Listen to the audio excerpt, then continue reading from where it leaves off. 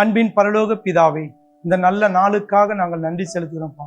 மீண்டுமாக ஆண்டவரே அப்பா, இந்த இறை செய்தின் மூலமாக பிள்ளைகளோடு ஆண்டவரே அப்பா சந்திக்கும்படியா நீர் கொடுத்த கிருபைக்காக நாங்கள் நன்றி செலுத்துகிறோம் தகப்பனேப்பா. உமது பரிசுத்த நாமம் மட்டும் மகிமையடையும்படியாக அடியேனை இந்த வேளையில மூடி மறைத்து நீரே வெளிப்படும்படியாக என்னை தாழ்த்தி ஒப்புக் கொடுக்கிறேன். உமது பரிசுத்த நாமம் மட்டும் மகிமையடைய ஆண்டவரே நீரே உமது பரிசுத்த வல்லமையால் ஆண்டவரே செயல்பட வேண்டும் என்று எங்கள் ஆண்டவராகிய இயேசு கிறிஸ்து நாமத்துல ஒப்பு கொடுத்து ஜெபிக்கிற நல்ல பிதாவே, ஆமென். இந்த நாளிலுமாக ஆண்டவருடைய இறை செய்தியாக ஆண்டவரோடு இணைந்திருங்கள் என்ற இறை வார்த்தை உங்களோடு பகிர்ந்து கொள்ள வந்திருக்கிறேன். ஆண்டவராகிய இயேசு கிறிஸ்து யோவான் நற்செய்தி 15ஆம் அதிகாரம் 4-5 இறை வார்த்தையில் இவ்வாறாக சொல்கிறார்: நான் உங்களோடு இணைந்து இருப்பது போல நீங்களும் என்னோடு இணைந்திருங்கள்.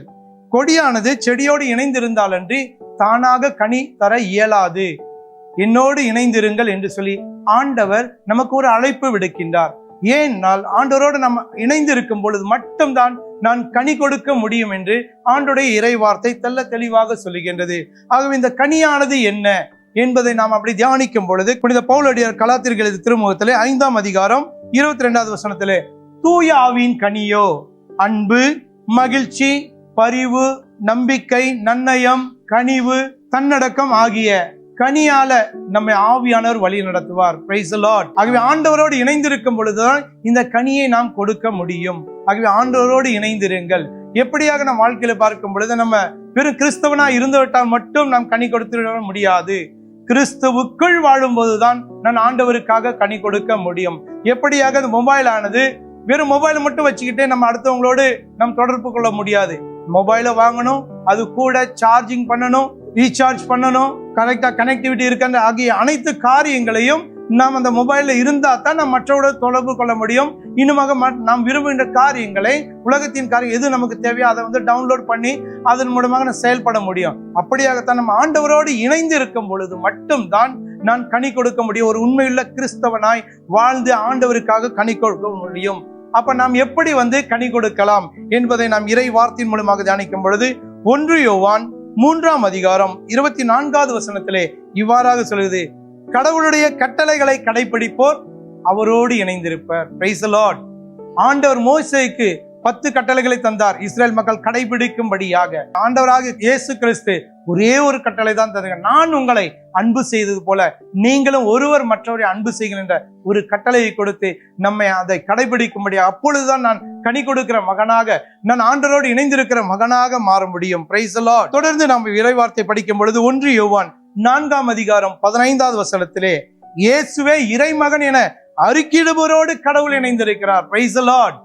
இயேசுதான் இறைமகன். அவர்தான் விண்ணகத்திலிருந்து நமக்காக இறங்கி வந்த தெய்வம். அவர்தான் தன்னையே பலியாக தந்த, நம்முடைய பாவங்களுக்கு பரிகாரமாக தன்னையை ஒப்புக் கொடுத்தார் என்று முழுமையாக நாம் நம்பி அவரிடத்தில் நாம் ஒப்புக் கொடுக்கும் பொழுது இயேசுதான் இறைமகன் என்று சொல்லி நாம் ஜெபிக்கும் பொழுது, அவருடைய விசுவாசம் செயல்படும் போது நாம் அவரோடு இணைந்திருக்கிறோம். அவரோடு அப்படி இணைந்திருக்கும் பொழுது நாம் கனி கொடுக்க முடியும். Praise the Lord. அதே 1 யோவான் 2ஆம் அதிகாரம் 5வது வசனத்தை இவ்வாறாக சொல்கிறது: அவர் வார்த்தையை கடைபிடிப்போரிடம் கடவுளுடைய அன்பு உண்மையாக நிறைவடைகிறது, நாம் அவரோடு இணைந்திருக்கிறோம். Praise the Lord. நாம் கடவுளுடைய அன்பை, நம் ஆண்டவருடைய வார்த்தையை நாம் கடைபிடிக்கும் பொழுது அவருடைய அன்பு நம்மள நிறைவடைகிறது. அந்த அன்பு நிறைவடைவதால நான் ஆண்டவரோடு இணைந்திருக்கிறேன். நம் ஆண்டவருடைய இயேசு கிறிஸ்து வாழ்ந்த நாட்களில் பார்க்கும் பொழுது அவர் ஏழை எளிய மக்களுக்கு அவர் உதவி செய்கிறார். ஆயினெல்லா ஆடுகள் மீது பரிவு கொள்கின்றார். இன்னுமாக சமாரியர் ஒதுக்கப்பட்டவர்களை அவர் அன்பு செய்கிறார், ஆயக்காரர்களை. இதுதான் அன்பு. இன்றைக்கு நாமும் சமூகத்தில் இருக்கிற தாழ்த்தப்பட்டவர்கள், ஒதுக்கப்பட்ட அவர்களிடத்தில் நாம் கரிசனையோடு நடக்கும் பொழுது நாம் ஆண்டவரோடு கனி கொடுக்கிற மகனாக மகளாக இருக்கின்றோம். இல்ல நான் மட்டும் நல்லா இருக்கோம் அப்படின்னு நினைத்தா ஆண்டவருக்காக கனி கொடுக்க முடியாது. பிறருடைய துன்பங்களிலே நாமும் பங்கு கொள்ள வேண்டும். அப்பொழுதுதான் நான் ஆண்டவருக்காக கனி கொடுக்க முடியும். Praise the Lord. ஆண்டவருடைய வார்த்தை தொடர்ந்து சொல்லுகிறது. யோவான் நற்செய்தி 6ஆம் அதிகாரம் 56வது வசனத்திலே, எனது சதையை உண்டு எனது இரத்தத்தை குடிப்போர் என்னோடு இணைந்திருப்பர், நானும் அவர்களோடு இணைந்திருப்போம். இதை நாம் ஒவ்வொரு நாளும் திருப்பலியிலே பங்கு கொள்ளும் பொழுது இயேசுவின் திருவுடலையும் திரு ரத்தத்தையும் நாம் உணவாகவும் பானமாகவும் பெறுகின்றோம். அப்ப இயேசு எனக்குள்ளே வரும் பொழுது நான் மறு கிறிஸ்துவாக மாற வேண்டும். அப்பொழுதுதான் நான் ஆண்டவரோடு இணைந்திருப்பேன். அப்போது ஆண்டவரோடு இணைந்திருக்கும் பொழுது நான் கனி கொடுக்கிற மகனாக மகளாக மாறுவேன். Praise the Lord. ஆகவே நாம் கனி கொடுக்க, ஆண்டவர் விரும்புவது நான் கனி கொடுக்க வேண்டும். கனி கொடுத்து மக்கள் மத்தியில இவர்கள் அவர்கள் கிறிஸ்துவுக்குள் வாழும் பொழுதுதான் நாம் திருப்பலியிலே பங்கு கொள்கின்றோம். பங்கு கொண்டால் மட்டும் கிடைக்கிறது. நாம் தகுதியான உள்ளத்தோடு நம்முடைய வாழ்க்கை ஒன்று, நம்முடைய செயல்பாடு ஒன்று இருந்தால் ஆண்டுடைய அந்த பிரசன்னை நமக்குள்ளே இறங்காது. ஆகவே நாம் ஆண்டருக்குள் இருக்கும் பொழுது, ஆண்டுடைய வார்த்தையை கடைபிடித்து செயல்படும் பொழுது நிச்சயமாகவே அந்த திரு உடலானது, திரு ரத்தமானது என்னை ஒரு மறு கிறிஸ்துவாக மாற்றி ஆண்டவருக்கு கனி கொடுக்கிற பிள்ளைகளாக மாற்றுவார். Praise the Lord. ஆகவே நாம் கனி கொடுக்க வேண்டும். ஆண்டவர் விரும்புவது ஆண்டவரோடு இணைந்திருக்கும் பொழுதுதான் நான் கனி கொடுக்க முடியும். அப்படி கனி கொடுத்தால் நமக்கு என்ன ஆகும்? ஆண்டவரோடு இணைந்திருக்கும் பொழுது என்ன ஆகும் பார்க்கும் பொழுது 2 கொரிந்தியர் புஸ்தகம் 5ஆம் அதிகாரம் 17வது வசனத்தில் இவ்வாறாக சொல்கிறது, ஒருவர் கிறிஸ்துவோடு இணைந்திருக்கும் பொழுது அவர் புதிய படைப்பாகிறார், பழையன கழிந்து புதியன புகுந்தது அன்றோ. ஒருவர் கிறிஸ்துவோடு இணைந்திருக்கும் பொழுது மட்டும்தான் உன்னுடைய மனநிலை மாறும், உன்னுடைய செயல்பாடுகள் மாறும், உன்னுடைய சுபாவம் மாறும். ஆண்டவரோடு இணைந்திருந்தால் என்று உன்னால எதுவும் பண்ண முடியாது.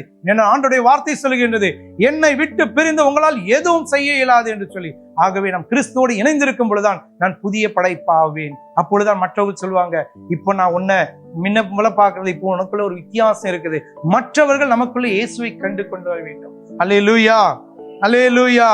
நான் ஆண்டவரோடு இணைந்திருக்கும் பொழுது பெரிய ஆசீர்வாதம். பவுலடியா ரோமருக்கு எழுதிய திருமுகத்துல 8ஆம் அதிகாரம் 1-2 வார்த்தைகள் இவ்வாறாக சொல்லுது, கிறிஸ்து இயேசுவோடு இணைந்திருப்பவருக்கு தண்டனை தீர்ப்பே இல்லையாம். Praise the Lord. நாம் மரித்ததுக்கு அப்புறம் ஆண்டவருடைய சமூகத்துல போய் நிற்க வேண்டும். நிற்கும் பொழுது நம்முடைய எல்லா நிலைகளும் அங்கு தெரியும், நான் வாழ்ந்த வாழ்க்கை. ஆனா ஆண்டவரோடு இணைந்து நாம் கனி கொடுக்கும் பொழுது ஆண்டவர் சொல்கிறார், கிறிஸ்து இயேசுவோடு இணைந்திருப்பவருக்கு இனி தண்டனை தீர்ப்பே கிடையாது.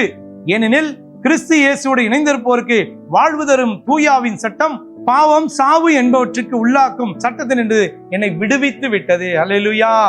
ஆண்டவரோடு இணைந்திருக்கும் பொழுதுதான் நான் புதிய படைப்பாவேன்.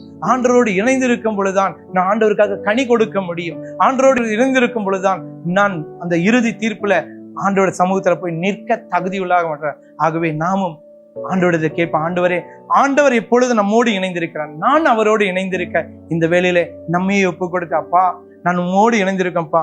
இயேசுவே, நான் இதுவரை உலகத்தோடு இணைந்திருந்தேன், உறவுகளோடு இணைந்திருப்பா. ஆனா நீர் விரும்புவதோ கனி கொடுக்க நான் உம்மோடு இணைந்திருக்க வேண்டும் என்று சொல்லி அப்பா அந்த கிருபையை, அந்த ஆசீர்வாதத்தை இந்த வேளையில பெற்றுக்கொள்ள என்னை தகுதிப்படுத்துங்க. அன்பின் பரலோக பிதாவே, நீங்கள் என்னோடு இணைந்து இருந்தாலன்றி கனி தர இயலாது என்று சொன்னவரே அப்பா. தகப்பனி, இந்த வேளையிலே நான் உம்மோடு இணைந்திருக்கோம்.